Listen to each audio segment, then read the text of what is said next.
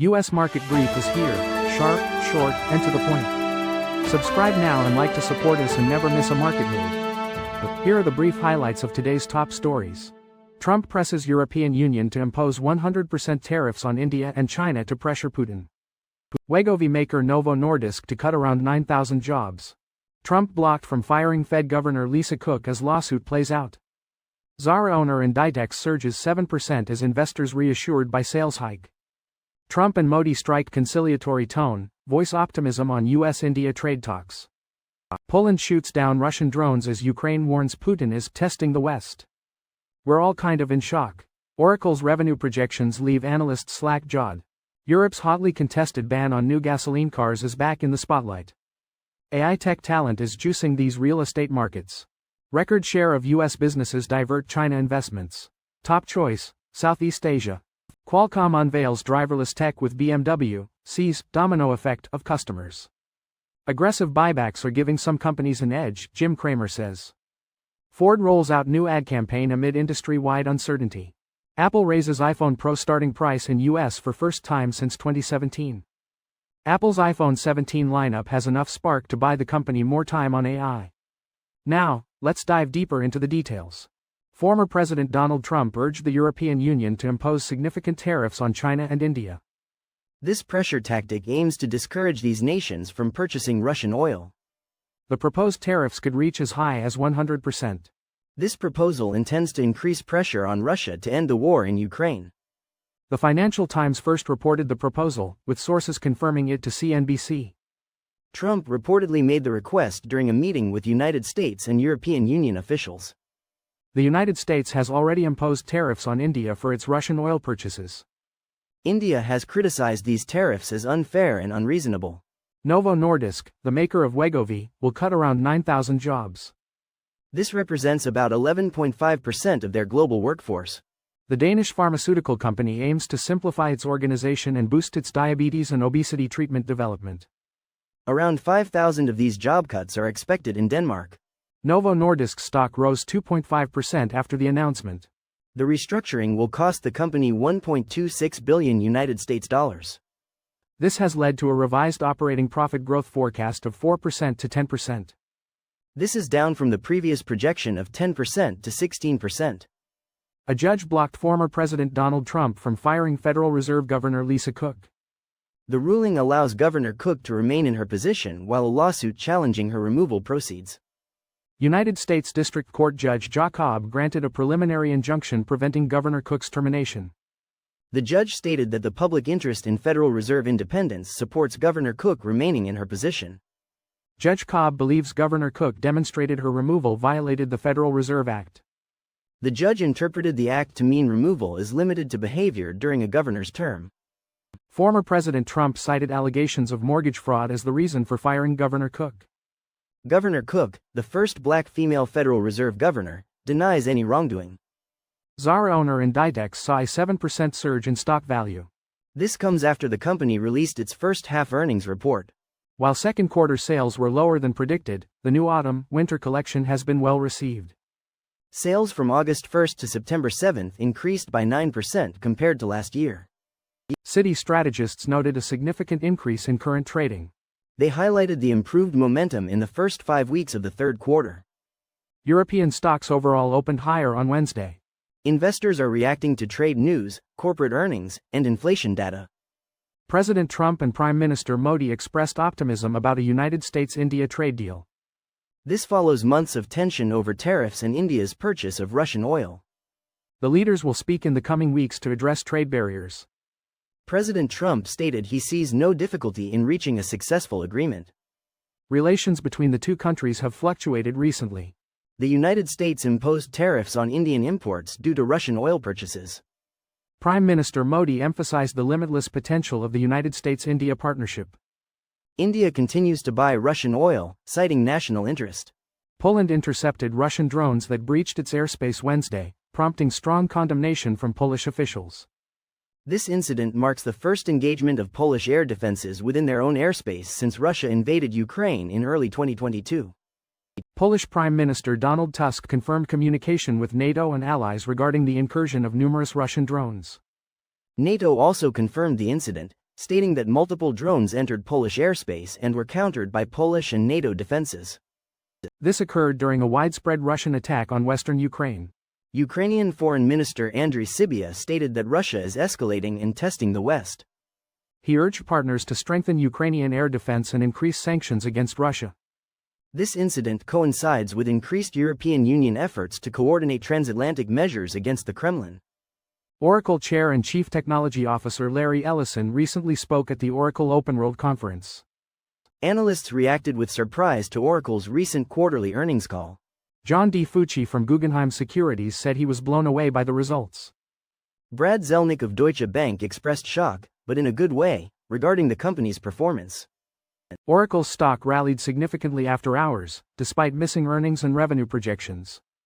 Wall Street focused on Oracle's strong future growth projections, especially in cloud infrastructure. Zelnick noted a seismic shift in computing based on Oracle's presented results. Analyst praise is common during earnings calls, but Oracle's call stood out. Europe is banning new diesel and gasoline cars and vans starting in 2035. This ban has become a major discussion point at the IAA Mobility Auto Show in Munich. The ban was originally adopted by the European Union in 2023. Over 150 leaders in the European electric car industry signed a letter supporting the ban. Companies like Volvo and Polestar signed the letter, along with other industry players. They urged the European Commission to uphold the 2035 zero-emission target. Signatories say the target has already spurred billions of euros in new investments. Weakening the commitment would hurt investor confidence and benefit global competitors like China. The demand for artificial intelligence talent is reshaping real estate markets across the United States. This growth includes both existing tech workers developing artificial intelligence skills and new workers entering the field. New York City added the most artificial intelligence tech talent in the past year, with 20,000 new skilled workers.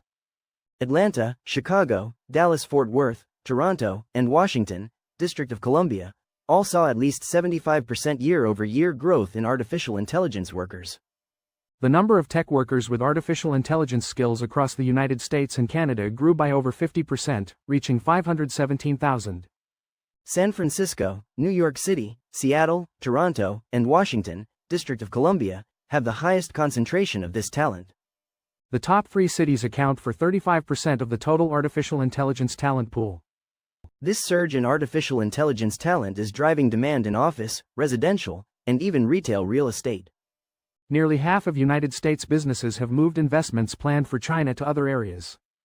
This shift, the highest on record, follows increased trade tensions between the United States and China.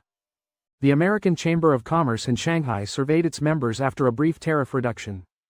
90 days is too short for companies to adjust supply chains, according to the chamber president. 47% of surveyed businesses redirected investments, mainly to Southeast Asia. This is the largest percentage since the survey began asking about investment shifts in 2017. The Indian subcontinent was the second most popular destination, followed by the United States and Mexico. President Trump encourages businesses to manufacture in America, but many factors affect investment decisions. Qualcomm showcased its automotive technology in a concept car at the IAA Mobility Show in Munich. This self-driving technology, developed with BMW, is predicted to attract other automakers interested in licensing the system. Qualcomm, known for smartphone chips, is expanding into new sectors like the rapidly growing automotive division. Last week, Qualcomm and BMW revealed an automated driving system based on Qualcomm semiconductors. This system, the Snapdragon Ride Pilot automated driving system, offers driver assist features like hands-free driving and lane changing. However, it does not enable fully driverless capabilities. The system will debut in the BMW X3 and be available in over 100 countries by 2026. Qualcomm CEO Cristiano Amon stated the technology is designed for licensing to other automakers. CNBC host Jim Cramer highlighted the advantages of share repurchases for certain companies. He referenced Goldman Sachs analyst David Kostin, who noted that investors favor companies with strong buyback programs. Cramer explained that buybacks reduce excess supply in the market, supporting stock prices. He used initial public offerings as an example, where new shares enter the market without necessarily bringing new capital. Kostin observed robust share repurchases in the first half of the year, potentially leading to a record year for the Standard & Poor 500 index. However, This trend slowed in the second half as companies increased capital expenditures. Costin identified consistent buyback performers, labeling them buyback aristocrats. These companies reduced share counts by at least 1% in 9 of the past 10 years. Ford launched a new advertising campaign Wednesday amid industry uncertainty. The campaign, called Ready, Set, Ford, focuses on Ford customers, not just vehicles. It emphasizes capability, passion, community, and trust. The auto industry faces challenges from tariffs and decreased consumer spending. Ford Chief Marketing Officer Lisa Matarazzo said the timing is intentional. She highlighted Ford's 122-year history as a reason to reinforce their brand commitment. Matarazzo noted consumer uncertainty due to political and economic factors. She also found consumers are optimistic and looking for brands to help them navigate uncertainty. Apple increased the starting price of its iPhone 17 Pro model. The new price is $1,099, $100 more than last year's iPhone 16 Pro. Apple also replaced the iPhone 16 Plus with the new iPhone 17 Air. The iPhone 17 Air starts at $999, also a $100 increase.